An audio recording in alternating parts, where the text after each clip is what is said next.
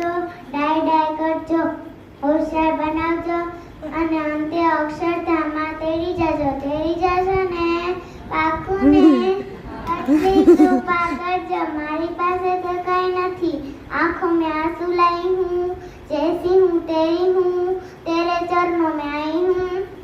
स्वामीनारायण हरे, स्वामीनारायण हरे। સ્વામીએ વાત કરી છે, આપને તો અક્ષરધામમાં જ જવું છે।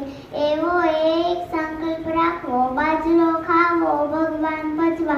મોક્ષના દાતા તો ભગવાનને સાધુ બે જ છે, તેનો અવગુણ ન લેવો। કરોડો રૂપિયા દેતા આવા સાધુ ના મળે, કરોડો રૂપિયા દેતા આવો મનુષ્ય દેહ ન મળે।